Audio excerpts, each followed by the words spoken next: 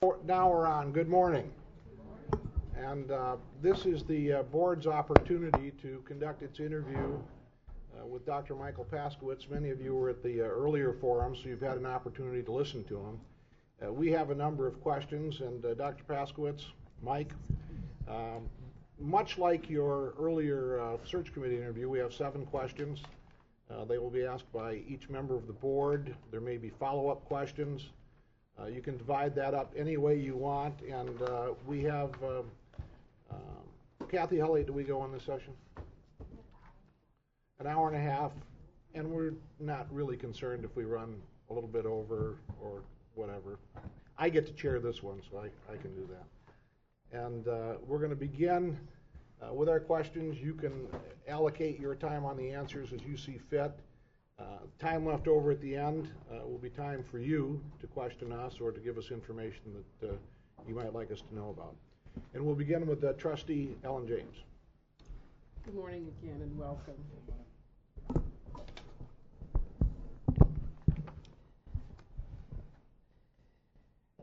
Our college has benefited greatly from having an excellent presidential leadership for many years. Many outstanding programs have been initiated, and the board supports the continuation of these. However, we realize that the next president will bring a fresh vision with new ideas and goals. Given that, what makes you uniquely qualified to serve as president of GRCC?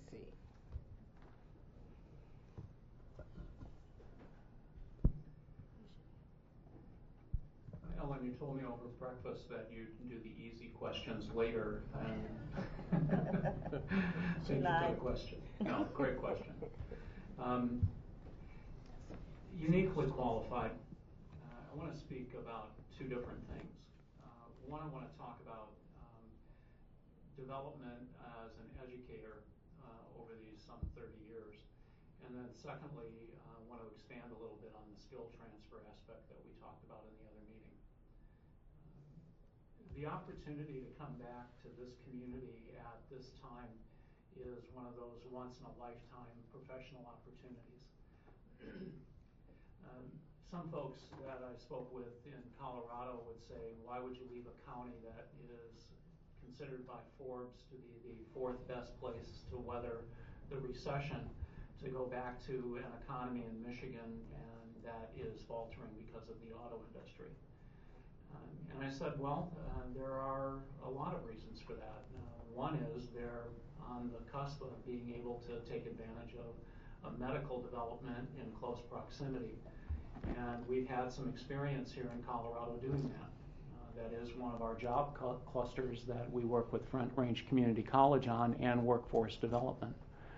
So that skill set that we've already started with St. Anthony's North Hospital in a pipeline for RNs, which is a very tough position to fill, I think would uniquely qualify me to enter into the discussion about how to best capitalize on the medical mile that's coming forward. The second part of that is the reason that the county where I live now is so well prepared to weather the recession is because there's a strong partnership between the business community, the education community, and the community at large, including the municipalities, and then the elected officials that serve our state and nation. And that didn't happen by chance. That's gotten stronger.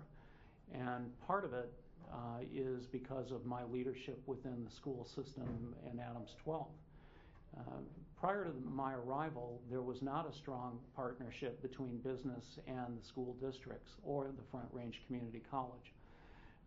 And now what people would tell you and what I say to you is that it's the strongest alignment that I've ever been associated with. Very similar to what I remember Grand Rapids being capable of doing and is doing. And now we have an opportunity to really accelerate that. So that work in building those coalitions and aligning resources uniquely qualifies me for the leadership position. The second piece of that is a set of values that I carry with me that are no different than when I left Grand Rapids, other than to be more clear and more pronounced, and that is a sense of valuing all individuals within the community, regardless of what they come from, who they come from, what their mom looks like, or who they date. It doesn't matter. There is value to the community for this individual. And that high reliance on treating people with dignity and respect gives people the notion that they have something to contribute to this greater good of the community, building the quality of life, if you will. This is actually permeated through the business community as well. In the platform, the legislative platform for our business community, they have a statement on the front, business development to improve the quality of life.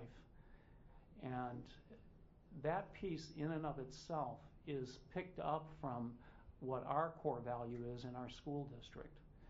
And because I serve on the Chamber Board and the Economic Development Board, there's an opportunity for me to influence the opinion leaders of the business community.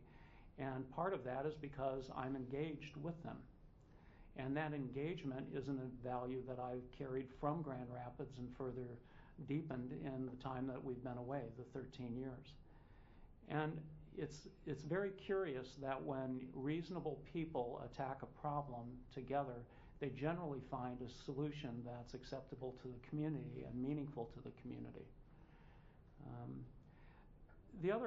I think that the three superintendencies have uniquely qualified me to work with communities, broader communities, which is so necessary for the president of the community college.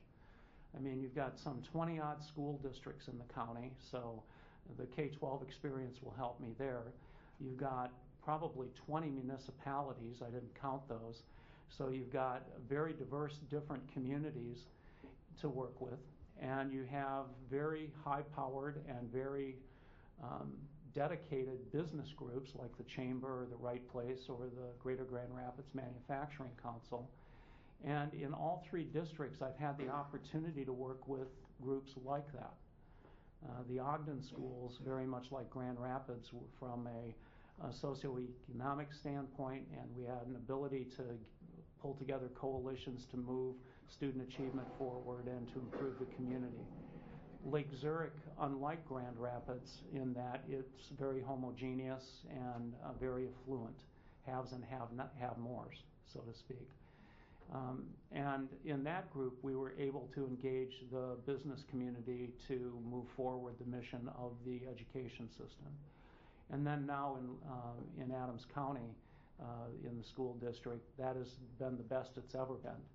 So that skill set will follow with me as well.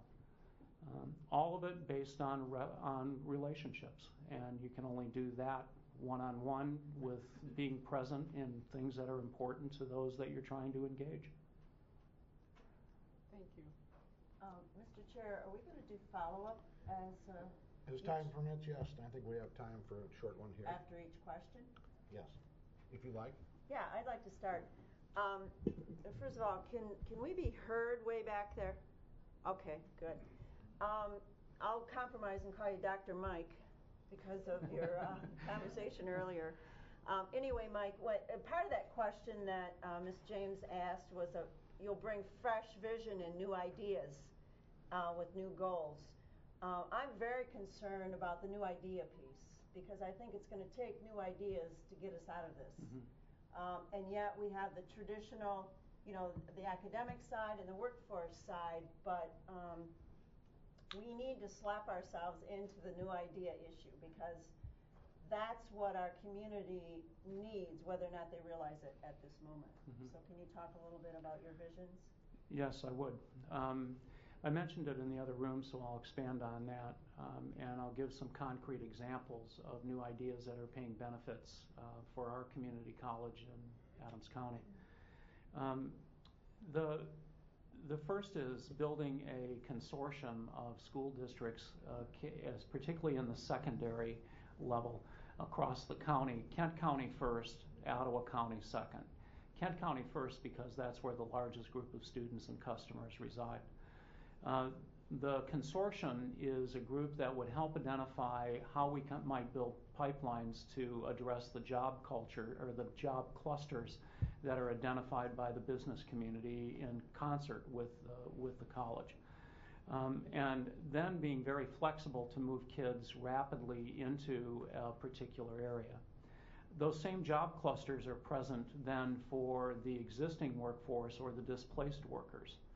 And what you have to be able to do is, and as we have done in Adams County, is narrow the focus so that there are pieces of that job that need to be trained immediately so that they can then get into the workforce and continue their development. The second piece, along with that consortium, is that it has an attending implication that is positive. If you're in this consortium and you have common goals and you're getting successes, then when you come back and ask the community for support, you have an automatic base for any campaign that you might run. And you can't go and ask for the campaign to be mobilized if you haven't established that relationship. A consortium does that. One of the outcomes of the consortium in our community is called Gateway to College, which is another idea I think that you're not utilizing yet. And what that does is it takes credit deficient students who are reading at least at an 8th grade level and math at an 8th grade level, but are sophomores in high school, and they are in a cohort of 50 each semester, and they enter into the community college. And the community college then assigns them a mentor and teachers, and they follow the community college schedule. Kids stay there until they get the high school diploma and an associate's degree. Now, in our particular state, we had to go through and get some permission because of state laws for pupil count and where the per pupil allocation went. We were able to use 80% of the student allocation that goes directly to the community college to run this program. And we can keep kids 2 years longer as long as we don't graduate them from high school before they get their associate degree. So the college had to go ways of admitting kids without a high school diploma and saying that's going to be okay, and we'll hold you and we'll give your high school diploma and your associate's degree at the same time. We believe that to be very innovative. It's based on the Portland Community College model called Gateway to College. Now, qualitative. Therese Brown is one of the instructors that is in that. She delayed her retirement because this is the most meaningful process and program she's ever been involved in her 30 years at Front Range Community College. So that's the kind of new idea that would come forward. The second new idea is we hired the Vice President of Business Development from the Adams County Economic Development Corporation as our executive director of the Education Consortium. So instead of putting an educator at the head of this K-12, we put a business person who understands education and then was able to ask the hard questions without having any kind of allegiance to one form or the other of the education system. So what she did is she exposed some of the things that were not really paying benefits in our school district, and quite frankly, we quit doing them. And it allowed us to turnkey some funds that better serve the needs of students based on the current need of that student. That is what I see as a new idea coming as a president that would not have higher ed administrative experience, is that you have the opportunity to ask a question without being attached to any particular program or practice that the college has done, yet understands the interrelatedness of the interconnectedness of the workforce development and the School of Arts and Sciences. I used the example in the other room. You can't let one overtake the other, because then you're deviating from the mission of the college, unless the Board of Trustees were to say, this is our end, and we want you to do that, and here's how we set it, and we're directing you through this end, or my interpretation of it. And if that's the case, well, then there are some implications on that as well, of whether or not the college would be able to sustain just on workforce development. Those are a couple of examples of fresh ideas, and one of the advantages of being a person that doesn't have any connection to one side or the other, but understands both. Thank you. When I start banging my watch against my head, we'll agree that that's sort of nearing the end of the time. All right. Trustee Anderson has our next question. Dr. Paskewicz, Mike.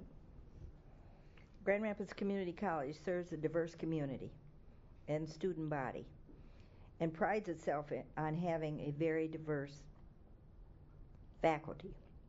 Describe what diversity means to you and provide some specific examples of your commitment to diversity within the institutions you have led. Share evidence of your personal, professional development as it relates to diversity. You'll be tapping your head and watch on this You're doing well, so no, I just... A couple of questions in there, and I'll try to remember all three of them. I can repeat. I think some around my personal training. No, it's all right. Should we have a copy of this? That's all right. Then you can test my memory, Well, too. yeah, but that's expected. And then some examples of how we've addressed that in my districts that I've served. And third, what is a definition on my end? Definition of diversity, and I could certainly go and give you the textbook, or I could lift the statement from the Woodrick Center and give you that. But for me, it's the valuing of individuals and their ability to contribute to the greater good, and then having the related behaviors that demonstrate you really believe it. Now the examples of that. And that goes back, I'll start with the current district. In our current district, we do have an imbalance of minorities that are not only ethnic minorities, but also religious minorities and on down the line, sexual preference minorities. And there is an imbalance in our district in that presently. And we recognized that the first year that I was there 6 years ago. And so we set about beginning to change our hiring practices. And one way that we had to do that was to demonstrate it at the senior staff level, meaning my cabinet. So in some cases, I had to make the appointment because the organization was not willing to look past who was sitting in front of them to the value of the individual. And we selected the person and said, this is the way we need to do business, and we need to value everybody. And if you can't do that, then there may be some times when you're going to have to make the appointment. Not that I'm not a consensus builder or a believer in consensus, but sometimes you have to make an act organizationally that says this is okay or this is expected. The second piece that we took in order to balance the workforce, particularly because we have a high Hispanic population in Adams 12, is that we began to make our postings listing bicultural and bilingual given preference. And that allowed us to do a little bit more. And as then we began to structure our interview committees so that there was more diversity on the committee, so that when people would come to our district to apply, they would see folks that looked like them across the table or had been able to be recognized as someone that has similar backgrounds. And we began to get a little bit better.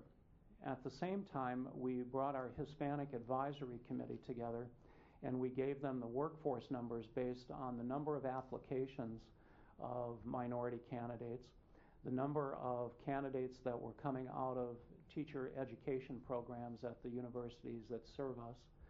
And then we began to give them a month or a yearly update on how we were doing on diversifying the workforce. I can't say that we've made a lot of gains, but we've lost no ground while teacher education programs have gone down. Our administrative staff is more diversified now than it was 6 years ago. And that comes from an assistant superintendent level right on down to executive directors and principals. Have a little more control over that. And then basically it is getting folks to understand within the system that because someone might look differently than you or have a different value set doesn't mean that they can't contribute to the acceleration of student success, whether it be socially or academically. Culture and climate work is the hardest work that's done in an organization.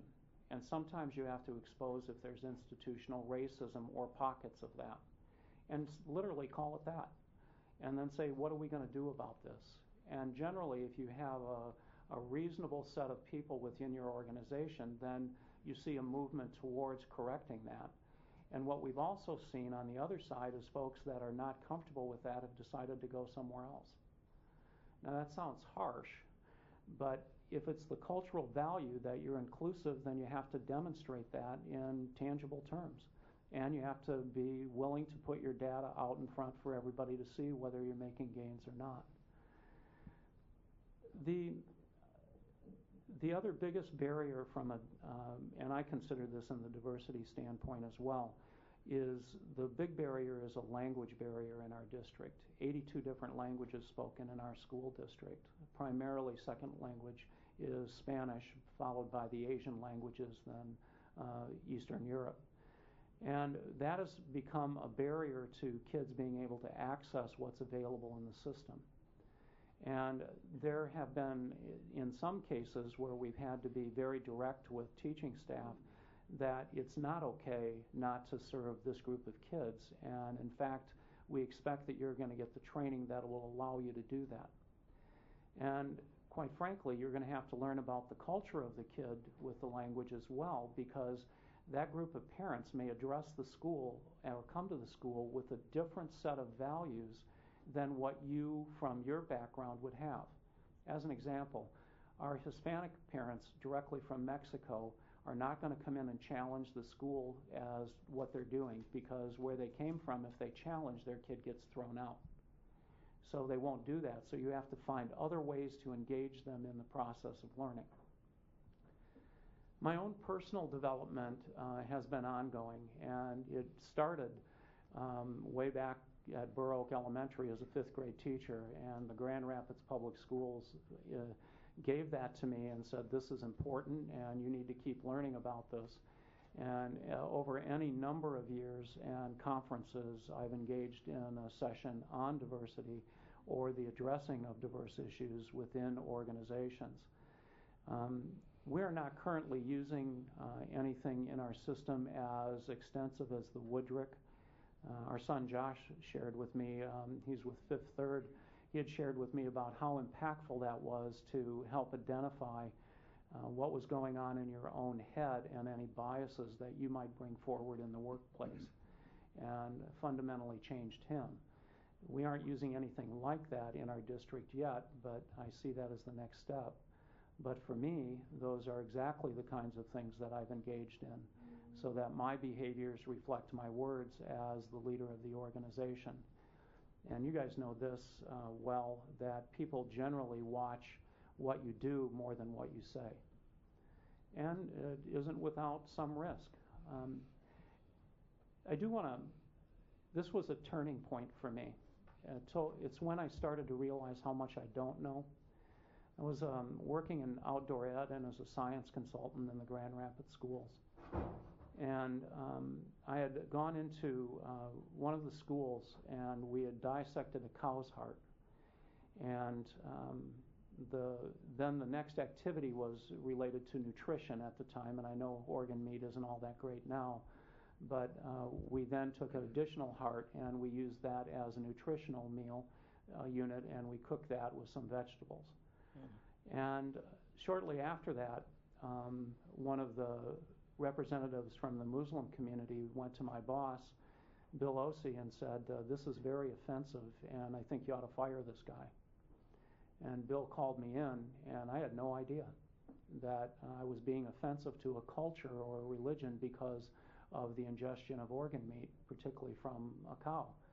And so I went and met with the person, and he explained to me my error And I committed to him that I would not make that kind of mistake again, and that I would learn everything I possibly could so that I would not be offensive to groups that I didn't understand their culture.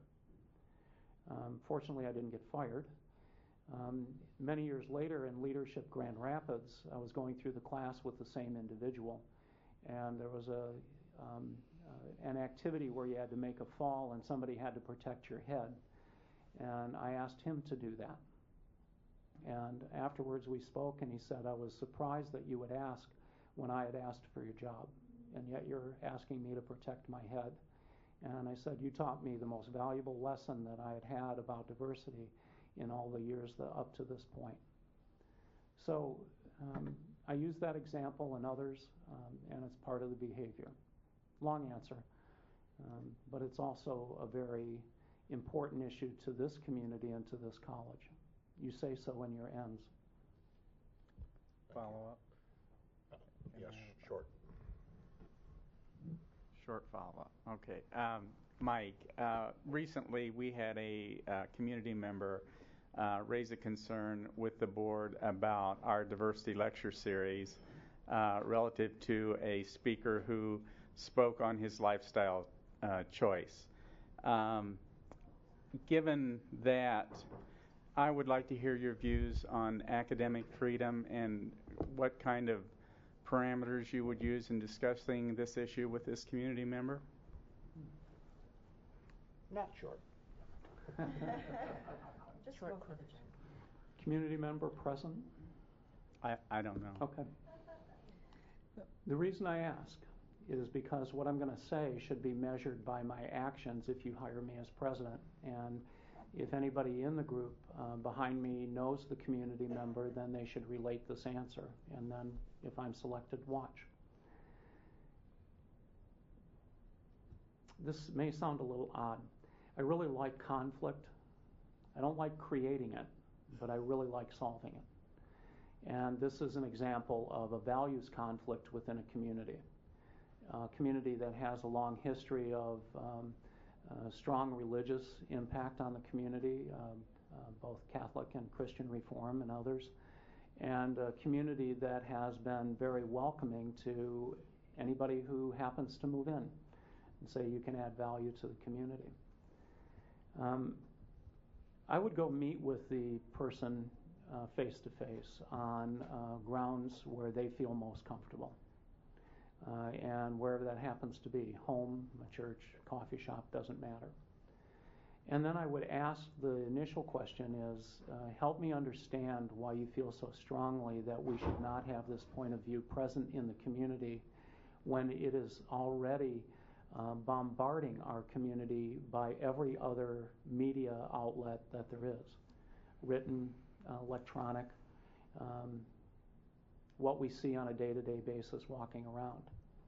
And why would we not want to recognize that this is part of our community and help me understand that? And then I think at that point, if I would have a deeper understanding of how the person felt or what values were influencing them, I might ask the question, under what conditions would you feel that this would be an appropriate place to have this conversation?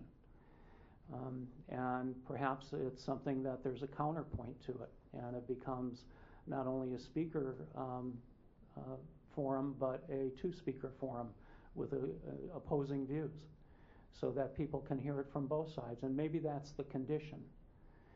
But you really don't know what the person is thinking unless you've had an understanding of what values are driving it. If they're opposed religiously or morally to a person's lifestyle choice, there may be no way to change that. From an academic freedom standpoint, one of the purposes of colleges is to deliver a wide range of thoughts and experiences and thinking so that people can make decisions based on the values that they were raised with. And that leads back to the diversity issue. Unless you really have a strong understanding of another person, there isn't any way you can engage them in the improvement of the community, because now you have a barrier. And it can go either way. You have a barrier because they have a religious belief, or you have a barrier because they have a lifestyle choice. belief. I mean, it's equally as damaging either way. I think most of that, Mike, is really based on fear, and a lot of our problems are based on the fact that we haven't built a relationship with anybody different than we are.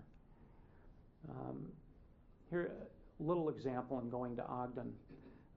We were the first non-LDS, non-Utah superintendent in the 80-year history of the district. It's the first time I've ever been a religious minority or any kind of minority. I mean, I'm a white male with a doctorate. That is the absolute opposite of being a minority of any sort. When we joined the Lutheran Church there, the pastor yelled out to the congregation, "Hallelujah, now we're 0.23 of the population." So there, they were fearful that I may come in and impose a value that most of the folks that attended the schools didn't possess because of a religious difference. But then they had to see that I balanced things and then brought a new way of thinking into the community as well, and maybe loosened up some of the fears on the other way. And then recognized that the Mormon Church has the absolute best language acquisition program of anything I've ever seen in the training of their missionaries that go overseas. And how might you use that to come back and do second language acquisition? If I had a fear of the Latter-day Saint belief, then I wouldn't be able to even open my mind to the Language Acquisition Center. They also have one of the very best adolescent care programs and involvement programs of any other denomination. So if you have a fear of the beliefs of the Latter-day Saint, then you have closed the door to taking the good things from the adolescent program.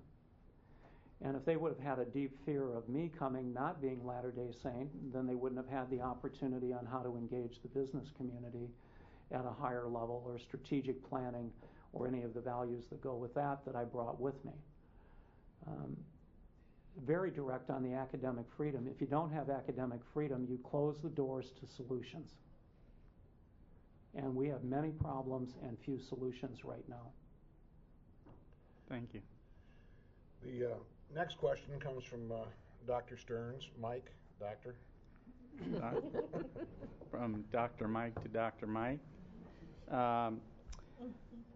Mike, as you well know, a board has the final fiduciary responsibility for running this institution, so we need to focus on the issues of finance and fundraising. GRCC has a budget of $100 million. We'd like you to provide some specific examples of your fiscal leadership managing such a budget. Okay.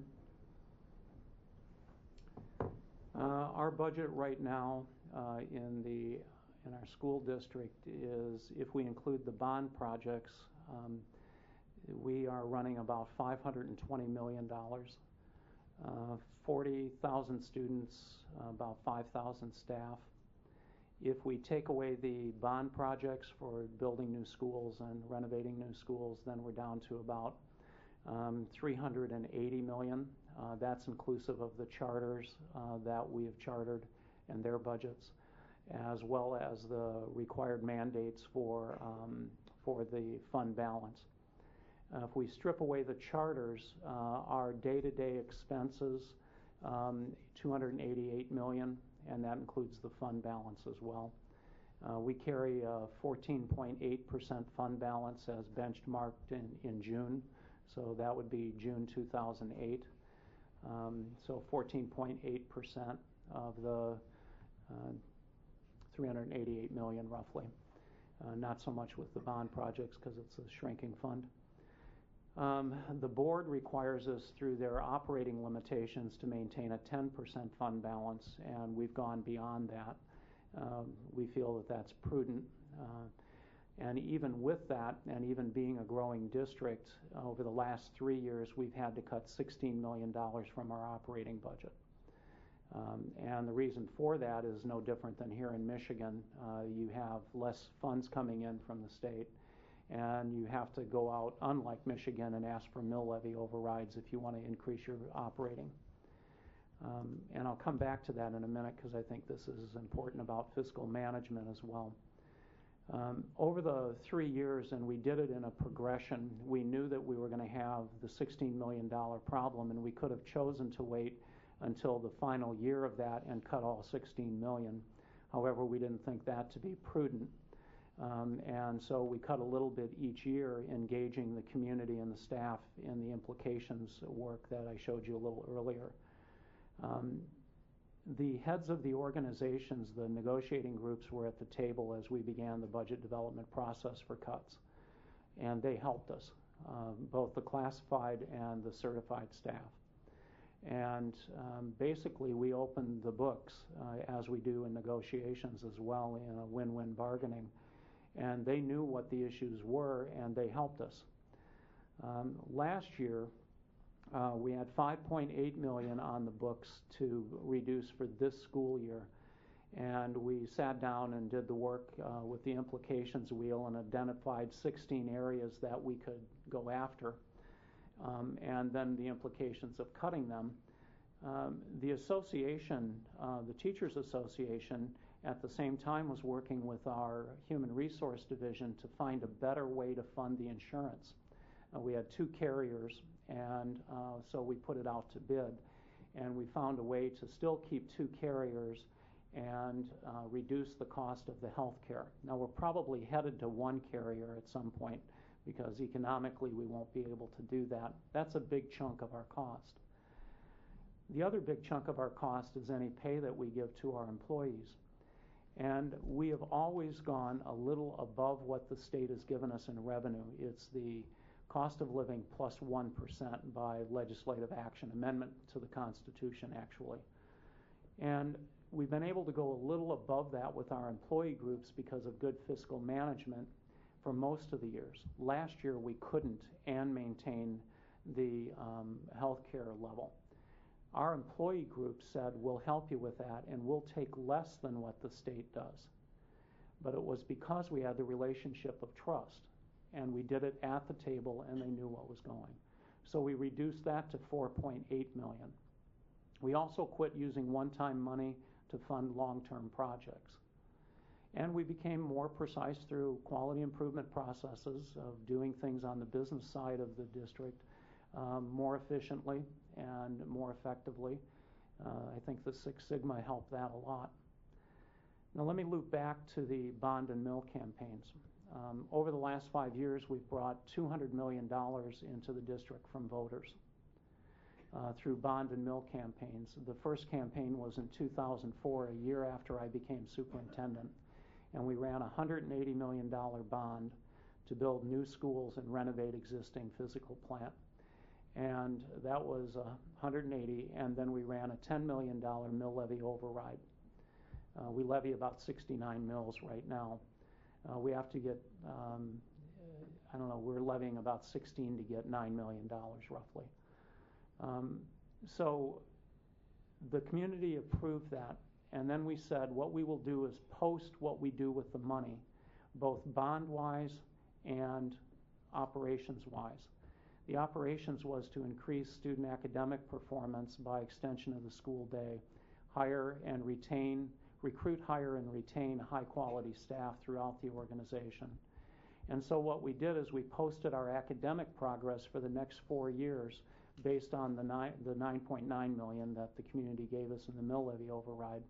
And then they could track the bond projects that were promised for the $180 million. We over-delivered on the bond projects. We did more with the $180 million than we promised. Talked about that in customer service a little bit ago. And $100 million of that was renovation of existing facilities. $80 million was the construction of new schools to accommodate the growth. We said, here's when your projects will start, here's what will be done, here's the anticipated budget, and here's when we anticipate finishing. And if we ran over a little bit, we told them. If we were under, we told them. And we put it where everybody could see it, in the schools, on the web, so that everybody could track it. And then we formed a bond oversight committee of manufacturers and construction folks from within the community. And we met with them periodically over the 4 years for them to give us feedback on whether or not we appeared to be on track. The $9.9 million in 2004, The result of that is that we outpaced the Denver metro area, the 10 districts that we compare ourselves to, in student growth academically in reading, writing, and math. And we posted that. In 2 of the years, we were first in growth of the 10 districts. The 3rd year, we were 3rd. And we posted that. And then we also said where we fell down, which was not serving our second language learners well or serving our special education students well. And we said we need to attack that, and we'll realign resources to do it. All the while, realigning that $16 million. When we got to the Board of Education meeting to approve the budget in June of last year, on the final leg of cutting $16 million, there were no community members present because we had engaged them already. There were no teachers that were upset because we had engaged them. There were no classified that were upset because we engaged them. There were no parents upset because we had engaged them in the solution set. And they came forward and said, we agree, we need to do this. This past year, we went out to the voters again for an $80 million bond and a $9.9 million mill levy override. And we engaged the Adams County Economic Development to help us with the formulas for what would happen to secondary jobs if we cut 165 jobs from the largest employer in the county. And they ran their formulas as they do with primary employers, even though we don't do a product. And they said that if we lose 165 jobs, there'll be 220 additional jobs in our county that will be lost. And we took that message to our voters, and they said yes to the mill levy override to preserve 165 jobs, with the condition that we would not add, but we would maintain the status quo.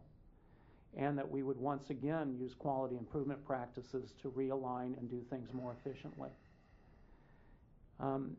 They did pass that. We were pleased with that. They did not pass the $80 million bond. So that means we're going to be really crowded, but we're going to have enough staff. Because we had to build 2 new elementary schools, so we'll make adjustments with that. Curiously enough, the mill levy override raised taxes. The bond did not raise the tax rate. The condition of our buildings actually worked against us, and I think the fact that the worst economy that we've ever seen in my lifetime that I remember hit at the same time we went out to the voters. But they said, you're doing a good job, we'll keep your staff, come back to us later with the bond request. Michael, would you follow up with just some examples of fund development in terms of your foundation? I'm sure your district has a foundation. Right. We started an endowment in the Ogden City Schools, and that particular one now has a $1 million endowment. They finished that up after I left. In our district, 2 years ago, our foundation board made the decision to flip the switch to develop a $3 million endowment, so that when the developers go away with our growth, that we'll have a steady stream to help the classrooms into the future. We started slowly with $200,000. Over the last year and a half, we jumped that to $750,000, and we have commitments to take us to $1.5 million by the close of the fiscal year this next year. And simply put, I'm very comfortable going to folks and saying, here's our mission. Help me understand how your mission fits into ours, and how can you help us because we can help you. Or going to folks that can go to the right people. I'm not a name dropper, but I will at this point. My very first experience with fundraising was at Fountain Elementary, and we wanted to honor Mary Krozik, who lost her battle with cancer, and so we fundraised to build the Mary Krozik Memorial Library. And Marty Allen, who was from Old Kent Bank, and Steve Crandall, who worked at the bank, sat down with me, and we're talking about fundraising, and Marty said, it's as easy to ask for $1,000 as it is to ask for $10,000. I said, all right. And so he taught me how to go about doing that ask, and I've used that skill ever since. And of course, you know, we did raise the money and dedicate that library. Could I do a short follow-up, Mr. Chair? Short, please. I'll be short also. On the bond part that didn't make it, was that later in time than the levy, shortly later in time after the economic situation had changed a bit, or can you comment on that? I will. The 2004 bond economics were pretty good, and we were overcrowded with a lot of mobile, so it was an easy sell, even with no tax rate increase or tax rate increase. The 04, we kicked off our campaign in August of 08, in 08. And that is right when everything started to get really, really bad. We had done our survey data and we knew who our support groups were, and we knew who our highest opposition were. Every time I went to the gas station and put $3.75 a gallon gas in, there was somebody from the opposition group next to me. And they were pumping gas and they knew I was the superintendent. Mm-hmm. Didn't run into a single one of our supporters during that whole 3-month campaign. I really think what happened, and we're doing the follow-up with focus groups and getting quantitative data and qualitative on why they said no, but our initial returns were the ballot was so long with statewide initiatives on finances in Colorado. By the time they got to us, we were the last 2 questions. And a lot of folks saw 9.9 and saw 80 and said, we'll give you 9.9, but we're not giving you 80. And the other is our buildings are in great shape, even the buildings that were built in the late 50s and early 60s. And so the curb appeal works against us. You don't walk into our buildings. There are no health, life safety issues anywhere in our district. And we're the model for most of the other districts in the Denver metro area in that regard. And in this case, it worked against us. But I'll know more definitively in the next couple of weeks because we'll have completed our follow-up on that election. All right, our next question comes from Trustee Jan Magini. Yes, and you already know I have a difficult time with pronouncing your last name. I know, it should be Paskewicz. Paskewicz, yes. So we value diversity, and so Dr. Paskewicz. The Grand Rapids Community College Board of Trustees, as you know, is committed to the concept of policy governance. As president of this college, you would be expected to work within this framework, and we know that you have deep experience with that. But to that end, describe your personal working relationships with the Board of Trustees in the organizations of which you have been a part, and then using a policy governance framework, please take an idea from inception to implementation.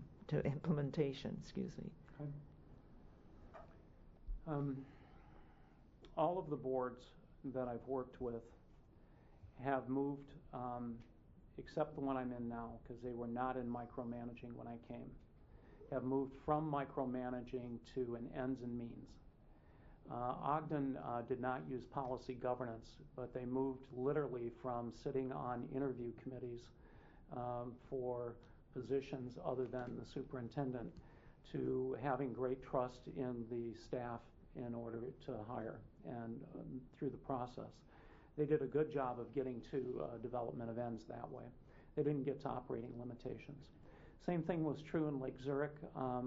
They went from literally being at the table for individuals' education program meetings with special ed students and parents to the development of ends, and that was in a 4-year period. That comes from a lot of trust building and delivering on what you say you do as superintendent or president. Our current board had started the policy governance process, the move to that, a year prior to my arrival. And one of the red flags for me when I was doing the homework on Adams 12 is that they had these very lengthy executive sessions. And what they were doing is because the monitoring report was an evaluation of the CEO and the system, they were using that as a personnel action to have that conversation in executive session. And that was a change that I made immediately with the board's permission that we want to take this out in the public. And they said, you sure you want to do this? This is your evaluation. And we did, and after the very first monitoring report, I had staff ask if I was going to stay. in the district because they felt it had been so brutal in the evaluation, and I saw that as rigorous rather than brutal. One of the issues there that I'm also recognizing with some of the interpretations and monitoring reports with you is that they were developing a doctoral dissertation as an interpretation of the board's ends. And the first report I reviewed was literally 2 inches thick. And you should have benchmarks and you should have tracking data, but I don't think that you should have z-scores and things that people can't understand in the broader community. So our board over the last 6 years has moved away from that, and that's been back and forth between the board and I, and a lot of arguing back and forth, positive argument. And it's not dialogue, it is discussion and argument and getting us to that point. But now, if you or anyone from this community were to go to our website and call up our monitoring reports, I believe that anybody could really tell where we are. One of the problems that our board has is that they believe that sometimes policy governance gives away power to the CEO, and then they have a hard time with their constituency group, saying who's running the district or the college, you or them. And so the way that they've done that is they've really gotten deeper into the policy governance practice, and that they can go all the way down and be in charge of changing bus stops if they want, or college courses here, as long as you don't leap from the broadest to the most narrow. And the board always has the option of putting a motion on the table and being directive. And if 5 members or 4 members of the college board say this is what you're going to do, then you have that right under the governance structure to do that. And I always say to the board that would I be bringing this set of information if I was hiding anything? Because this information is showing you that we aren't doing well in this area, and you want to know that as a board so you can make decisions. The relationship has always been very honest and direct. And one of the questions I'll have for you at the end is how do you behave after you have a vote that is not unanimous, where there's been dissension among the board when you make a decision? And how do you act after that decision has been made? Our board has agreed that their job is to think together but not think alike. And that makes them very powerful and very strong on a particular topic. And they don't always vote unanimously. But they have a specific structure on how they act afterwards. So that tips you off to my question. I don't know if I have another one beyond that, but now you said take an idea from inception to implementation. Let me give you the most recent example.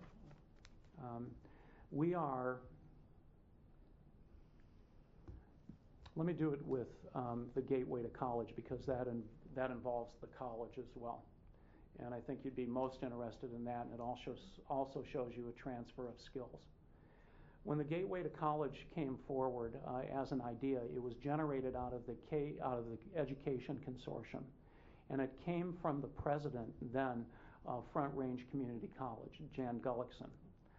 Jan actually was removed from that position politically because they're higher ed commission than they are by a local board. It's interesting, but anyway. Jan brought forward this idea of having high school kids enter into the community college at a given time of their high school career and let the college have a shot at meeting their needs, because we weren't. And it was so there was the resistance on our end of, well, what is the college telling us? But as Jan and I met, her goal and my goal for the students in our community were exactly the same. And there wasn't a power trip trying to build a program of the college and build their status at the expense of the K-12. So we sent a joint team out to Portland Community College. Jan left during that time. We sent a team out to Portland Community College from the college and from us, and we examined that program and saw it on ground, and then we formed the implementation team from members from the college and from our school district. At that point, because it was a means issue, it was my charge delegated to me by the Board of Education. They want an end of saying that kids will graduate from our high schools at an increasing rate. So it was my means. However, there was a political piece of this that I was required to go to the board under their 2.7 operating limitation of information and support to the board. And you never leave the board uninformed of things that could be political or touchy within the community. And anytime you're going to lift money out of one organization and put it in another, you run that risk. And plus, this was an idea from a disposed community college president. So at that point, we got the board involved. And I asked them to look at their existing ends and to look if they had said anything about what we were attempting to do. And they looked at it and said, well, we've said something about graduation rate. We've said something about kids performing well in reading, writing, and math. But we haven't said anything about it in our operating limitations on how much we're comfortable with on you diverting to another issue or another organization to accomplish these ends. So they went and looked at that, and they established some limitations for me. And then they said, go back to the means.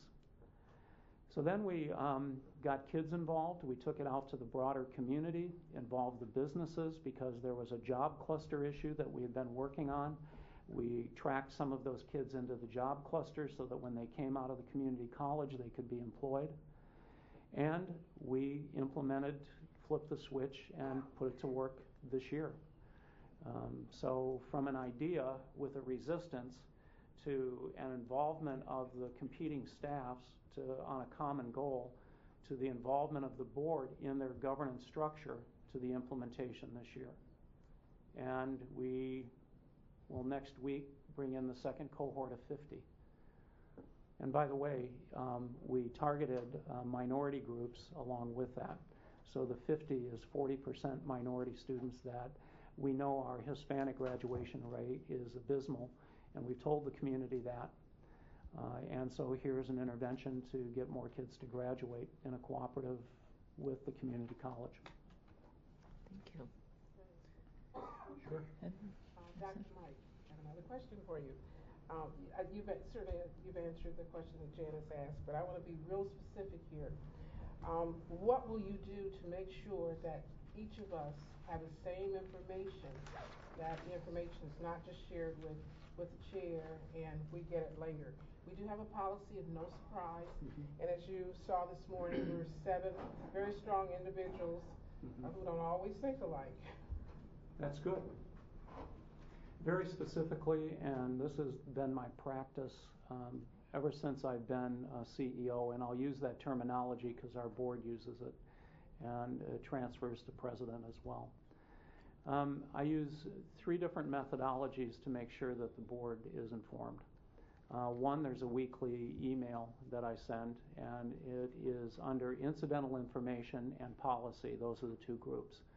So if there's anything related to the policy that is a potential for a violation or something that you need to know about or something I want you to look at within your policy, I'll alert you to that. The incidental information is information that you may need to know, but you don't act on as a board because it's not your job. It's something, I call it the freezer aisle information. It's stuff that you might get stopped in the community and asked about, and I want you to have at least enough information about it so that you can say, yeah, the president has informed me of that, and I know he's going to keep us in the loop on that. Or if it's even deeper. If you have something as serious as a rape on campus, that would be a phone call. That's an extreme. But the third way that I do that is I generally it's up to the board. It's at your convenience if you want to have one-to-one meetings with me. Currently, in our 5-member board, I meet with the board president weekly. I meet with trustees at least once a month, but I talk to every board member every week. voice to voice. Some board members will say, hey, can we get together for coffee, and can you do it at this time? And we do it that way. So it's really at your convenience. If you say, I'd like to meet on a weekly basis at the corner coffee shop, okay, or that's fine. And generally we keep it to an hour so that we respect each other's time that way. The other, I use the policy, what one gets, all get. And it's worked pretty well for me. And I can't think of a single instance that we violated that. And I think I know, if you were asked to ask our current board or former board members how many times I've had a surprise at the table, the answer would be maybe one. And if you were to ask me how many times the board had surprised me, the answer would be less than one, maybe one. So we've operated pretty well. I pick up the phone a lot, or I'll go see folks at their place of business, and it really doesn't matter. It's the only way that you can build trust. As soon as one starts getting something that the other doesn't, it's not acceptable behavior. I guess the board would have to self-police on information too. I generally say to staff, if a board member has asked for information, we're going to give it to them. If the board believes that an individual on the board is being overzealous on the request of information, then the board would have to self-police. I've not run into that problem with this current board. I've asked one board to ask if I've asked the board, does everybody want this? Because this is like 6 days of work for staff. But that was unusual in that regard. The other, I think I'll speak directly to because it's related to that. The staff knows that the board is my purview, but I don't mind if staff talks to board as long as they give me the professional courtesy that they have. Now, if you're talking about your visit to the inauguration, they don't have to come and tell me that, although I'd like to hear that. But if they're talking to you about one of your ends or operating principles, then I should know that. And the same thing is true with you. If you go to a staff member, if that relationship is there, is fine. But if it's something that is about the operation of the organization, then I'd want the professional courtesy of knowing you did that. And the same thing is true. If somebody asked me about you, I'd send them to you and so forth. That professional courtesy is big. There's one exception to that. If I'm doing anything illegal, unethical, or immoral, then they should come to you directly. If they've told me that it is and I haven't stopped it, they should come to you directly. And I'll say that to the staff as well. And because if I've done something that's out of bounds and they've told me and I haven't corrected it, then they have an obligation to the community and to the community college and to you as a board of trustees to come to you directly. By the way, that's never happened in 30 years. Thank you. Plus. All right, our next question is from Trustee Rick Verbert. What does the president need to do to foster an environment that supports academic freedom, values innovation, and simultaneously respects opposing perspectives?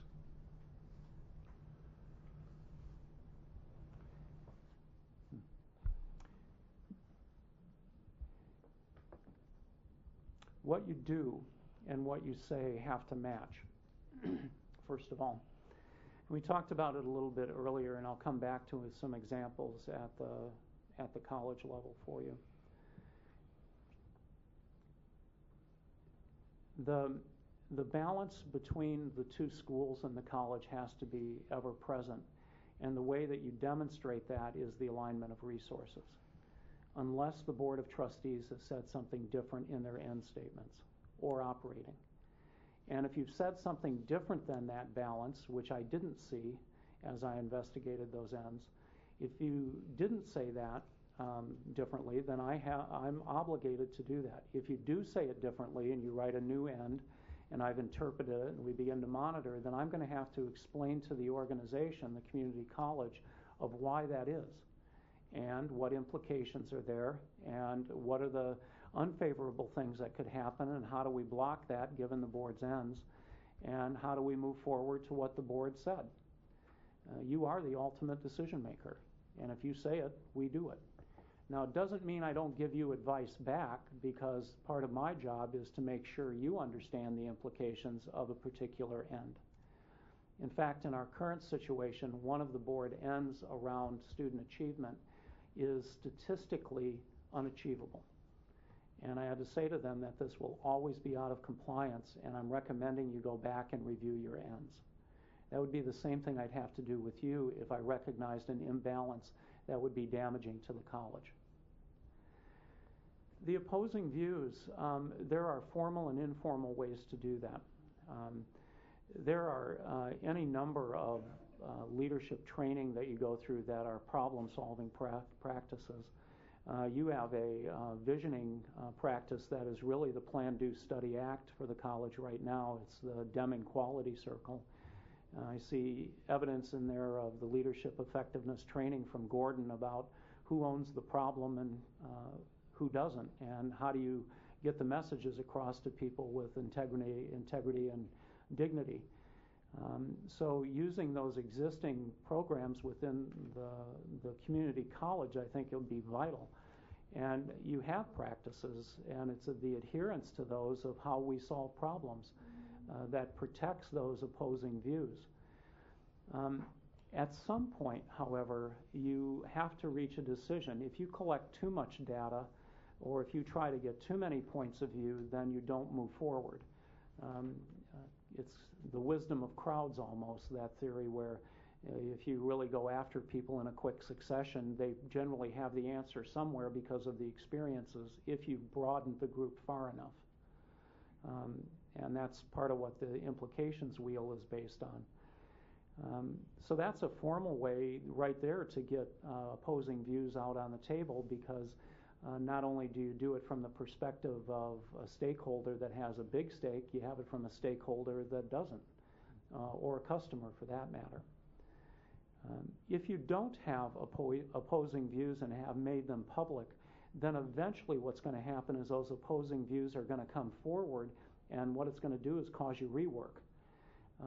So let's say at the college that you want to move forward to work on Michigan Career Ready, that you're going to really use work keys developed by the ACT to develop the criteria that will certify people for a job. Now, if you don't engage the School of Arts and Sciences in that conversation, now what you've done is say, I don't respect your view, and you don't have anything to do with workforce development. Well, they do, because they have something to do with the mission of the college. And if you don't have that piece as an active participant, then you're not going to have any chance at making workforce development work, because now you've established an opposition group before they've even been able to make comment. So you have to engage them in that process.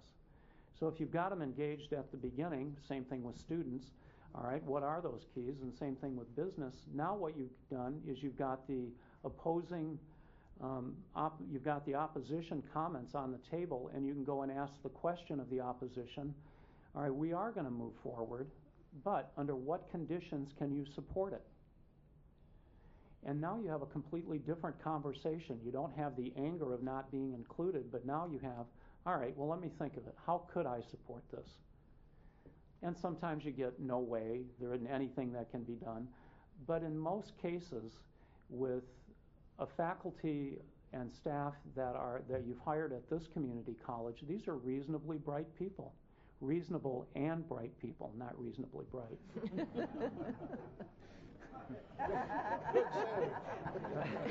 Good save. Well, that'll be a topic of the first meeting. And we thought you were reasonably bright until that comment.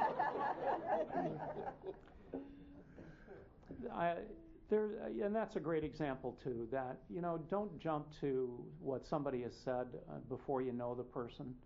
And it may just be that it came out of the mouth wrong. And what I've found is when we use a process like that of engagement, and that's really what it is, based on a relationship of trust, then generally you're going to get people who don't agree, but you're going to get most everybody to support. And in those rare cases where the culture of the organization is such that you do put opposing views out in front, if you're not comfortable with that, then it probably isn't the place for you to be. And people generally surface pretty quickly when you have a culture like that. They just don't feel comfortable in it. I think as president, I know as president, that if I am not willing to listen to opposing views, then I weaken myself and I weaken the organization. Because my job and responsibility to you as a board of trustees is to bring as many varied views of a critical issue as I can muster. And if I don't do that, then I'm not serving you well as a board, and I'm certainly not serving the community college well, nor the community. Doctor, a quick follow-up. Do you see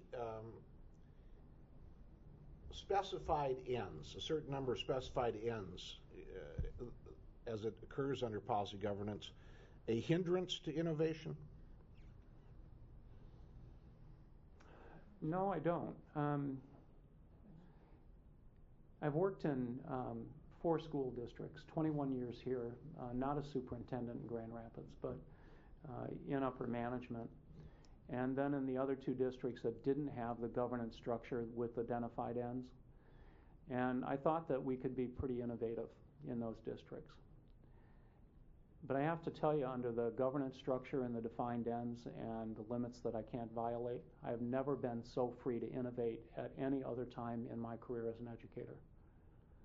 And quite frankly, and I've said this and acted upon it, that if there was another position that were open, that were of interest to me, that if the board were not willing to engage policy governance and clearly define ends and operating limitations, or be in it already, I wouldn't go, because it stifles the innovation. And a lot of that is based on the president's interpretation of your ends. And you're the determiner of whether those are reasonable or not. And quite frankly, we should give each other advice on anything you haven't stated, or things that are mine in the means area, the operations, or things that are on the ends area that are yours, but we shouldn't take over each other's jobs in that. How could we possibly be and it's a rhetoric question, and I asked myself, how could I possibly be innovative if I didn't know what you wanted? I could be innovating over here and accomplish something you didn't say you want. And then I've done nothing, nor has our staff. One of the implications that I looked at, and it was a 3rd level implication on the question that you posed on workforce development, but it's also applicable to the School of Arts and Sciences, is the development of centers of enterprise and innovation. And it's a model out of University of Colorado that I've worked with a little bit. And what you do is you develop these small centers of innovation that are staff and faculty driven. And if they help address the ends, then you want to really push to that end. And if they're contrary to the ends, then you have to say, no, well, you can do that. We want you to be innovative, but you can't use the intellectual property of the college to do that. But if you want to be innovative and enterprise, we think that that would be a recruitment tool to get the best and brightest on our staff and faculty. Is that reasonably best and reasonably? Before we leave that, Chairman Shank, I just want to follow up with your nod. Okay. Yes, please. Because I respect your answer, and it was a very good one about what Rick asked, but I'm really going to ask you very directly, do you in fact personally support academic freedom? Would you stand by us when the issues hit the fan? The answer is yes. And let me give you an example. Sure. So many within our setting, and there is some academic freedom at the K-12 as well. In three of the districts in the health curriculum, there has been conversation around whether or not we should have the discussion around prevention of pregnancy through a variety of measures. And in all three communities, there has been a pushback from some segment of the community on whether that's appropriate or not. The staff believing that it's academic freedom and necessity, and sometimes those go hand in hand. And we literally went to the community with that, and we stood up to the community and said, no, we need to do this. And now how can we help you within your organization to make this okay for your congregations? I think there are a couple of examples here that I know of in the past. You had a play here that was questionable in the community, and every district has something. We had the reduction of nurses that brought 600 people out. So that would be an example of an academic freedom within the theater department that will you be able to stand up to that? Our board president called me after she talked to the reporter from the Grand Rapids Press, and she told me what she said, and it was probably the best evidence by the chair of our board of the toughness of my personality when necessary. And she said that when it comes right down to it, he makes the decisions on what's best for the development of students and what's in the best interest of the community at large, and said that he can make the tough decision, and does. And then she said he has a good head and a good heart. So the heart side of things recognizes that the opposing view to that academic freedom is there, and you ought to treat that with dignity and respect, but it doesn't mean you back down from academic freedom. Thank you. Well, you want me to continue? Yes, please. With my question? Yes. Okay. The next question is Trustee Hamlin's. Right. We all know we wouldn't be here without the community college student. So in your view, who and what does the student look like? Who is the community college student and what does it look like? What doesn't talk about grammar, that doesn't sound right, but that's how we have it. My grammar from Mr. Jansen in high school is real and really, and the use of an adverb. So that one I get right most of the time. If I could hold up a photograph of what the community college student looks like, it would probably be the table Margot was at when you were doing the listening with students. It was very interesting because there were some really young folks there that I assumed were right out of high school. There was an older guy who I think was probably coming back to college for some reason. There were some folks that were African American. I don't know if there was a Hispanic. There were some male, some female. So that whole blend is really the community college student.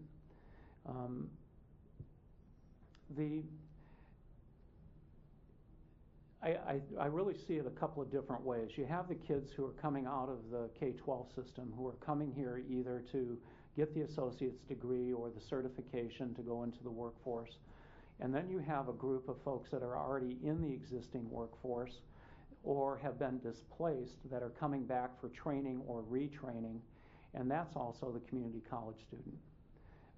I was very pleased to see that you had instituted the Older Learner Center, so the lifelong learner, so that's the person as well, and that's kind of fledgling. But it's also the kids that are here for athletics, and they're coming to do that. That's the student. What I don't have right now are the personal examples of the student that I can paint the picture for you in a qualitative sense so that I can give you the characteristics of the student like I can in my present district. When I'm asked that question about Adams 12, I can do that because I've been there and I know the students and I've interfaced with them. And actually that's been my MO in all of education.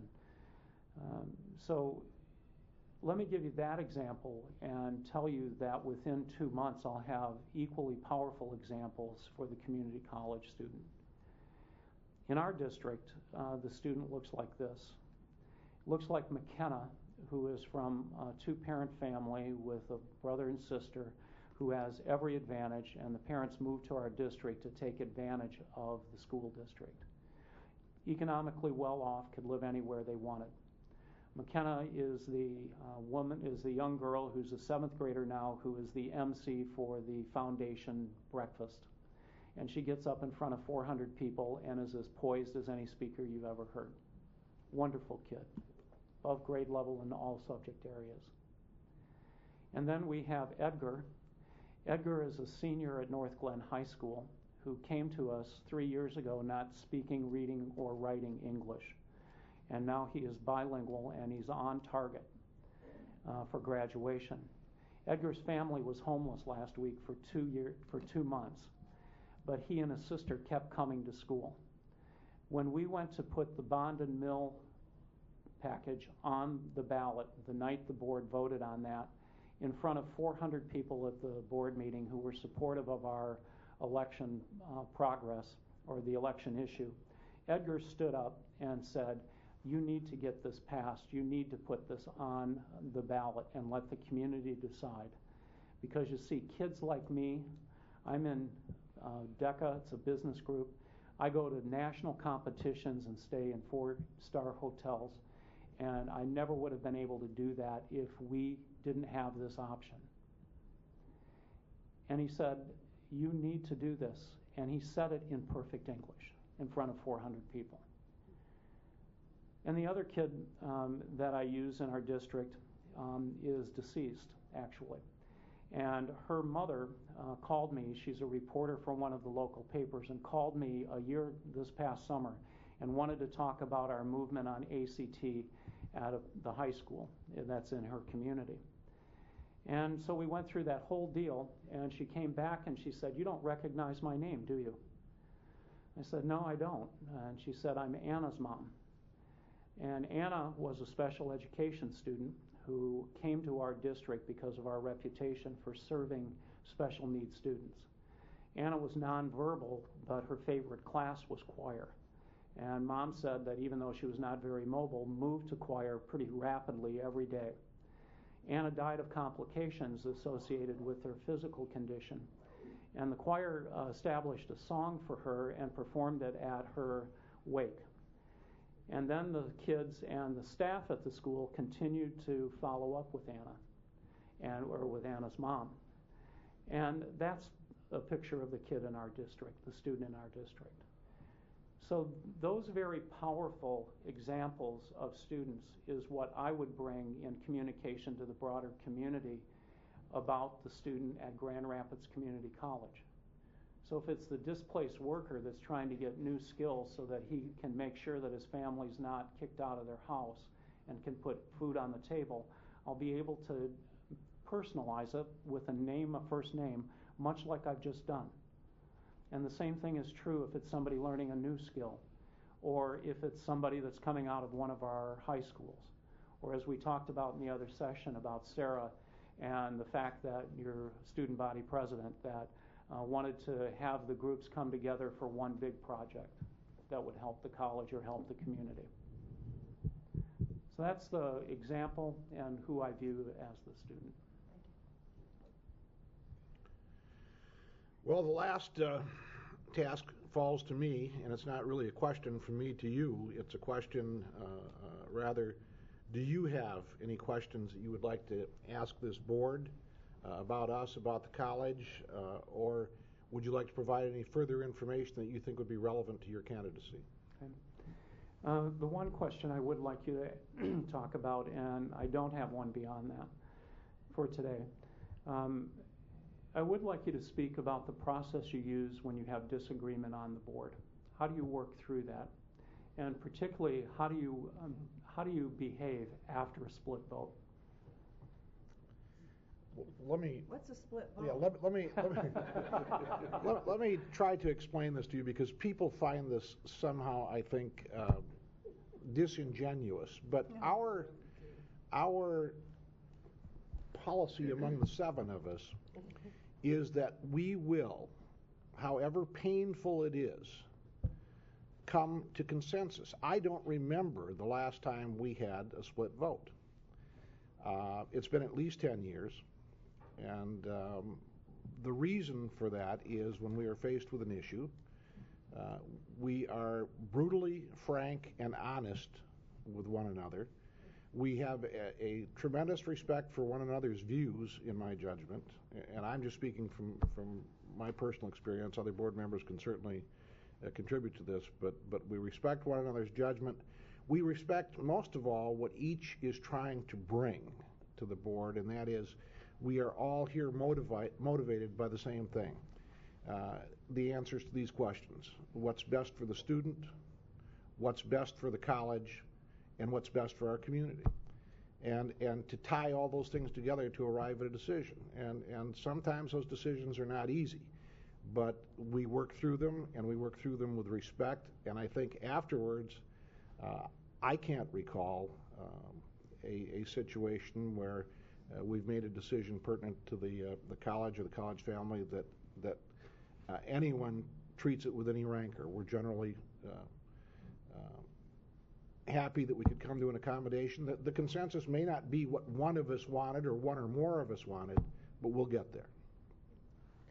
I have a policy of not going home angry at any of our board meetings. So sometimes when the conversation gets heated, we might stay longer, but I do not go home angry. And once I leave the room, the issue's gone. It's a dead issue. We don't discuss it anymore. I don't always not go home angry. Sometimes I'm angry when I go home, but I do that purposely so that it gives me time to think about each other's opinions and each other's thoughts and each other's feelings, because I value what they have to say. But there's never a time that there's any grudges or anything that are held without talking to each other, and I think that is important. Early on, as we began our work as a board, we did have some conversation about what is the difference between discussion and dialogue, where we really try to dialogue to understand what that other person is thinking, what that other person is striving to achieve. And it's every single person sitting in front of this group is here because of what is beneficial to the student. I mean, you will hear terms in this college many, many times about student success. Well, to each person here, that means what is best for my child, what is best for my grandchild, what is best for every single student that walks through that door, adult or whatever. So we do come to agreement, and I like Ellen. I have to be honest here that sometimes I am angry when I walk away, but that anger never lasts. Here's how I measure it. I'd like you to turn around and look at Cynthia Springer's jacket. If you're turning that color, we know we've crossed the line. Juan would sit there and get the greatest color of gray that would turn to green, and we knew that we were needing to wheel ourselves in. So if we ever see you turning that color, we'll know. But I support what the others have said. Now, with the potential 3 new board members, hopefully only 1, we need to be sure that the others are groomed to, to support that too. So I think the precedent has already been set. They have a unique way on this board of bringing new members with different ideas into the fold. They give Jan this big club, and it's a 2x4. She's our mother. And I would also add that something Terry said that I think is important to our ability to reach consensus is that the president, without crossing the line in the past, has when necessary to remind us of our values, acted somewhat as a referee. He was always pretty good about knowing, how far to step in and when to step back. But it isn't that we can't use some help sometimes. But I always reminded our former president is to never get involved. Don't. If we're having a discussion, don't ever take sides, because we will be okay. thought you were going to say, because we will take your time. Dr. Stearns, Mike has asked if we have time for one last question. We certainly, we'll take the time. Mike, you talked a lot about building trust. I wonder if you could give us a vision in terms of going into a new district like you did in Colorado with your senior management, your administrative team, how you started that process? Senior management team, we established the ground rules for meeting, first of all. So whenever we were together, we had a common set of ground rules that we would follow. Everyone is valued in the room. There's no position when we're at the table together. It's a free flow of exchange of ideas and information. Limit side conversations as best you can. What's said in the room stays in the room unless we agree that it's going to go out. And then once we had that established, we asked, are there any others that are important to you that you've operated by in the past? And there were a few that came forward that their budgets across departments are freely shared and that we don't hold things back from each other. So if you're favoring one over the other, we'll recognize that right away. They were pretty honest with me in that regard. I think the overarching rule is that I need to hear what I need to hear, not what you think I want to hear. And so don't be afraid to come to me with bad news, because we're going to learn together in that regard. Biggest example there is the CFO made a mistake in calculations of some $2 million, and she had to come and let me know that. I know Bob would never do that. What, let you know or make that mistake?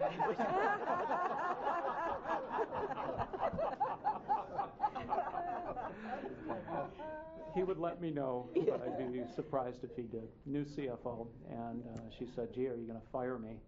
And we said, no, you've just got $2 million worth of professional development. And now what will you do to make sure that it doesn't happen?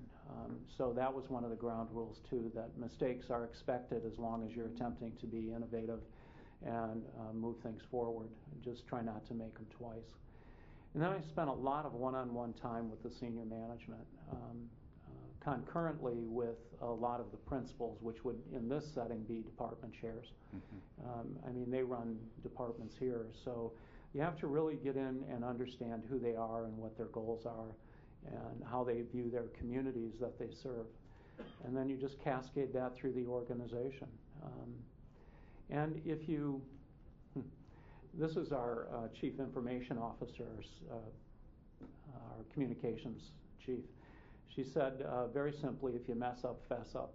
And I model that organizationally, that when I make mistakes and I'm in front of teachers or in front of our principals and I've made the mistake, I tell them and say, and here's what happened because of it, and here's what I'm going to do to try to prevent it. And generally, if the CEO or the president does that, then people know they can come forward. Now, if you're making the same mistake over and over again, then you move into a different kind of trust building. And I do mean that seriously, because then you try to help the person correct that issue one way or the other, always valuing the individual. Trust is a big one, Mike, and that's one of that culture issues. You don't build it walking in the door. And in fact, I know when I walk in here that any memory people have of me will carry into that, but memories last about maybe a week, and then you have to be able to demonstrate that you are who you said. So anything that I've said today in these two interviews or with you with this search committee earlier is going to have to be demonstrated by action, and that's actually when you can determine whether or not the trust is built.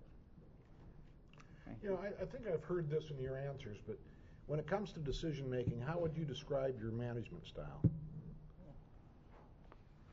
Collaborative. I think I always use I think. I know that one of the things that I've overcome has been the collection of too much data prior to making a decision. And over these last 13 years, that's one of the skills that's improved. You still have to get the opposing viewpoints, but you have to recognize when those points are being recycled with different words. And that's usually the juncture that you can make a decision. I rely heavily on experts within the organization to guide that decision making. And most times decisions can be made somewhere other than the seat of the president. The decisions that are made at the seat of the president are usually those decisions that are going to cause some kind of disagreement within the organization because it hasn't been able to be solved somewhere else. And then you have to be able to have the capacity to explain how you reached the decision, why you made it, what problems you see with the decision, and how we're going to deal with those issues as we move forward. I guess collaborative is the best way, but if a decision needs to be made, I don't have any trouble making the decision. But I'm not one. For instance, as president, if you start making all the decisions, guess what? You're going to make all the decisions because people are going to say, here you go. And if you overturn decisions that were well thought out because somebody appealed to you, you're going to get all the decisions too because they aren't going to go through the process. Now, you might have the conversation about the decision and the implication, but in most instances, it's been pretty well thought out. They're appealing to you because they don't like the decision. Answers to customers can be yes, no, or explain why. And sometimes people don't like no, but if they understand why the no is present, most people are reasonable. I have just a quick question, and I remember you saying, tell me how you would answer this rather than what we want to hear. Mm-hmm. Your own personal career goals, are there other steps? Do you foresee yourself leaving education someday, or was this one of your main career goals? It's very interesting. My career goal was and is to be a fifth grade teacher. I didn't set anything along the path of, all right, I'm going to do these things in order to be a principal. I'm going to do these things in order to be a superintendent, or I'm going to do these things to be the president of Grand Rapids Community College. I've taken opportunities that have come before me that I believe to be of interest and of value to the community. And in all of the instances when I've made a career move, it's as though everything I was doing put me in the position to look at the position before me and then go and try to add value. So I don't have anything on the horizon like go to a four-year college or go to another community college. In fact, one of the pushes in our community after the economic development found out that I was applying for a community college job, Front Range Community College presidency is open as well. And they called me and said, well, gee, if we would have known that, we can help you do it and you can stay right here.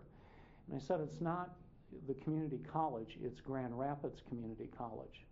It's where I was raised. It's who raised me as an individual and a professional. And I have a chance to come back and use my skill set to help this community now through that leadership. So it's opened the door that way.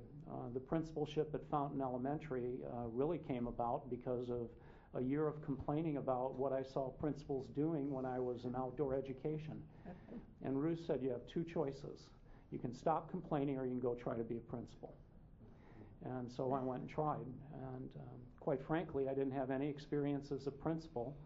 And the very first principalship I applied for, Dr. Stearns got at Brookside Elementary, and they told me to wait a year. So no hard feelings. Since I got it, there are none. Yeah. But at that point, I hadn't been a principal, and I not only met the expectations, but I exceeded it. And you can check that out with folks that are even on the staff here at the community college who were parents of kids at Fountain. And my first superintendency, I had never been a superintendent, and I exceeded the expectations. And the second, I'd never been in an affluent suburban district and met and exceeded the expectations. And now a large district that is very diverse, had never done that, and I've met and exceeded the expectations. And I would propose that to you as you consider two very qualified candidates that should you select me as president, I'll meet and exceed the expectations that you have of a president. That's my history, that's my makeup, and you get who you see and who you hear.